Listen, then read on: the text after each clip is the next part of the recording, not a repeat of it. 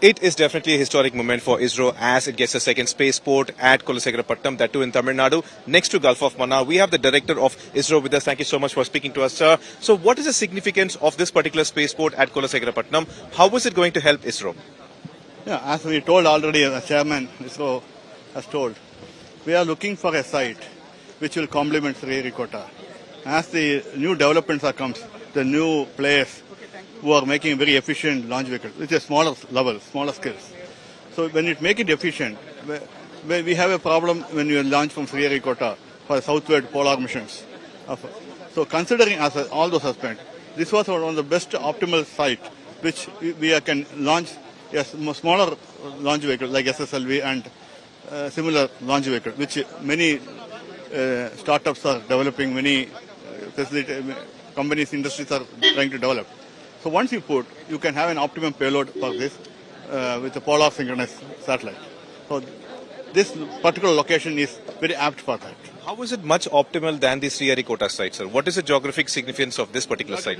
It is well known now. When you go for Sriharikota, when you want a southward mission, you have to go around Sri Lanka's airspace. So we have to consume more energy to do that maneuvering. That results in a lesser payload. So a smaller launch vehicle will finally end up with no payload if you launch from Sriharikota for a sun synchronous orbit. So that, in order to take care of that, if you launch from this location, the sun synchronous orbit will have the maximum payload that is possible. Will private players also seem to have a bigger kind of like a piece of pie when it comes to this particular site? We are giving this as as a location for the sun synchronous for smaller vehicles.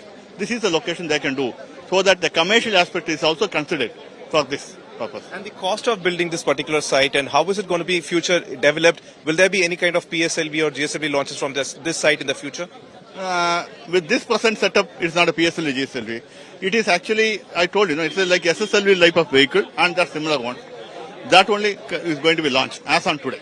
When it comes some innovative ideas or things, it's possible. In the market, what is the kind of like need for SSLV, sir? Because ISRO is kind of dedicating one site for it alone. Which means like, what is this SSLVs are going to be used? How is it significant for the market? It's not the it is the utility values. When you have a sun synchronous satellites required, then this place becomes important for that SSLV. It's not, you can have eastward mission or from Sriharikota and southward mission from this present launch site. And this Mahendragiri propulsion complex being close by, will that play any important factor? Yeah, it is any center co-located has its own advantage of logistics and all other aspects. It is making more efficient. Okay. Right, so thank you so much, sir. That was ISRO Director Rajarajan who spoke to us. And this is a historic place, and this is from the ground. India Today's reporting. This is Daniel Pramod Madhav for India Today.